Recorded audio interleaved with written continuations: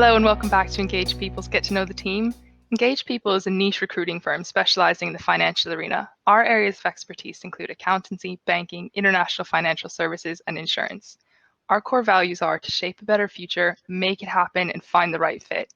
Today I'm joined by Senior Recruitment Consultant Sinead Canning. Sinead, you're very welcome to Get to Know the Team. Good. Thanks for having me on this morning. Of course, we're so happy to have you here. Sinead, could you tell us a bit about how your career journey led you to Engage People and what it's looked like so far? Yeah, absolutely. So I've been with Engage People now coming up to 3.5 years. Definitely doesn't feel that long. So it was my, I suppose, first role within recruitment.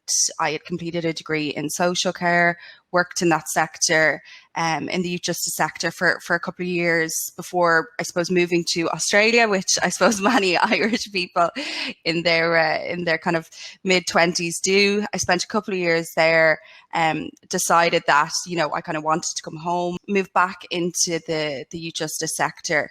I loved it. I thoroughly enjoyed it. I learned so much. Each day was, a new challenge and something different.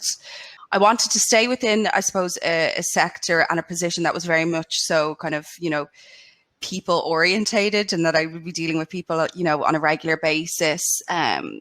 But a different challenge altogether. And I suppose I knew a few people in the recruitment sector, tried to find out as much as I could, and came across an ad for Engaged People and applied. So I was one of the first to join the team, I suppose, gone back 3.5 years ago. And it's been a fantastic journey ever since. At the moment, I'm specializing in the accounting space. It's busy. COVID-19 has obviously brought about its own kind of challenges as well. But we've a great team in place, and obviously, I suppose manager as well with Paul. So that's been my last 3.5 years. Wow, what a journey and what a transition that you brought those skills in being with people and strong communication, and you just transferred them into a completely new sector. And Sinead, how have you been doing from a personal perspective during lockdown? Yeah, so I'd be the first to admit I really miss being in the office, people interaction, the team, just the day to day, I suppose, kind of being out and about, which is like, I suppose, what everyone is feeling. I've never really worked from home before. I'm enjoying it. I suppose one thing I've noticed is the amount of spare time I have every day, like in the morning and in the evening, because I'm not commuting in and out of town. So I've taken up running. I'm still sticking to it, which is great. No, but in fairness, it's going well. I'm really, really enjoying it. The team, you guys have obviously been a great support as well.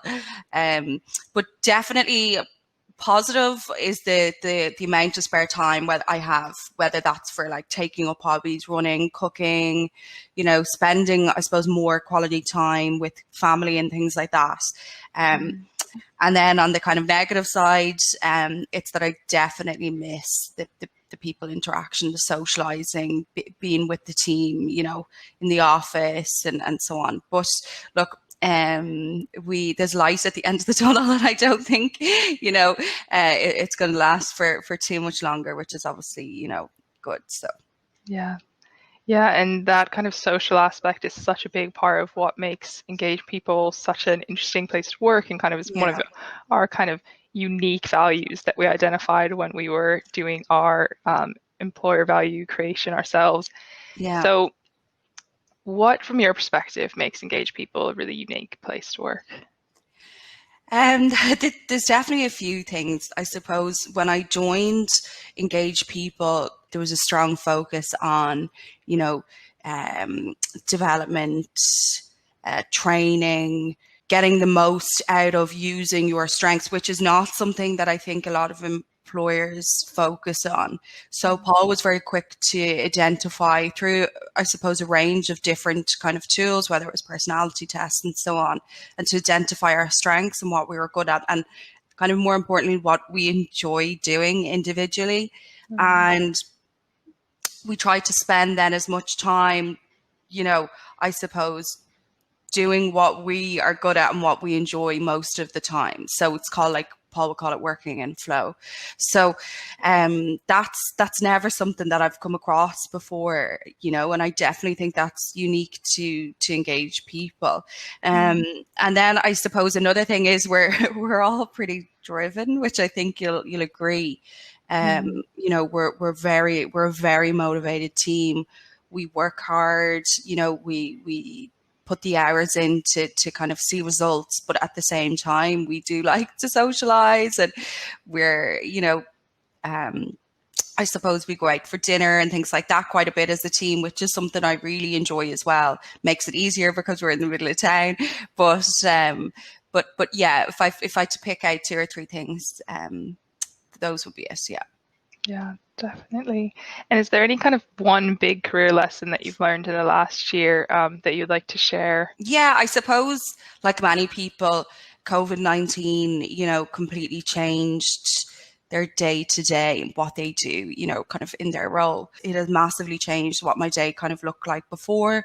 I'm focusing on kind of things that maybe I wouldn't have paid as much attention to. What it's done is it's given me the time to focus on things that maybe wouldn't have been a top priority for myself that I need to improve on, you know, just to keep evolving, I suppose, whether it's, you know, using different technologies, you know, getting stronger on maybe the marketing side of things, you know, things like that. So it's definitely, you know, brought about positives as well, because, you know, we can get so bogged down maybe sometimes in our day to day, or push certain things to the bottom of our, you know, to-do lists. But definitely now it's made me focus on areas that I've wanted to for a while, and just to get better and upskill. And I think that's something that is part of why Paul put such an emphasis on our own personal talents and our own personal development, really paid out so much in dividends over this time, because he's really been like using this downtime to kind of like upskill us and actually further develop our skills as recruiters or marketers or just individuals, and how to maximize our potential, which is like incredibly useful, and I think a really positive distraction, at least for me, to keep me really focused and concerned with something other than the lockdown, which I think has been quite helpful for me. Absolutely, yeah. So getting into kind of the interview side of things, what is the kind of big major factors that you take into account when interviewing someone, other than kind of their answers to the questions? Is there anything else you look for to tell you some things about whether that candidate is going to be the right fit for a role? Yeah, absolutely. There's a few different things. So personally, I believe, you know, the kind of small talk at the beginning and at the end of an interview is hugely important. You know, interviewers want to see, you know, your personality. They want to get to know you a little bit more outside of the kind of question answering kind of format of an interview. And I think it's really important to proactively, as an interviewee, I suppose, you know, bring about the kind of small talk yourself. Whether that's saying, oh, fabulous offices that you have here, you're in a great location, whatever it is, to just to kind of, you know, get it going. It's really, really important. And that's just a small thing, okay? And that you know, that I think. But then as well, it's the questions that you ask at interview.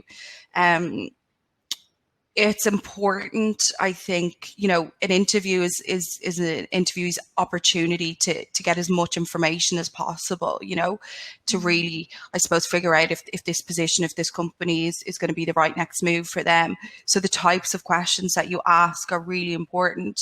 Sometimes I think people tend to ask, you know, vague or very general questions at interviews. That's fine, but I think, you know, sometimes you need to dig a little bit deeper as well. And for the most part, hiring managers or HR managers, they're more than happy to answer, you know. Yeah, and it's so helpful to, I think that's kind of one of the things that I would say makes us a very unique recruitment firm, is that we're really focused on making sure that it's the right fit for that candidate. The culture is the right fit, that the environment is the right fit, the people and the place just really mesh with your personal values as a job seeker. And that's so important, because I think it's easy to just kind of assume that, we can be fluid, we can go into any situation. Yeah. Absolutely. And what I'd say to candidates as well on the lookout for a role when dealing with like recruiters, don't be afraid to ask us, have you placed people here before? In what positions? What has the feedback been? How has the relationship come about between yourselves and this company? Ask those questions. For the most part, I'll say anyway, but it's really important to proactively ask them yourself as a job seeker. So yeah, definitely. And kind of focus on your own personal career journey. And we're always happy to help support that. And we absolutely. have a lot of resources to hand. Thank you so much for taking this time to talk with us today, Sinead. I think everyone will find it really beneficial to hear kind of your journey and experience and what you've been learning. And then into your recruitment kind of inside knowledge. I think it's always really helpful to hear. So thank you for joining us. Thanks, Mel. Grace. Cheers. Thanks for your time. All the We'll best. talk soon. Bye. Bye.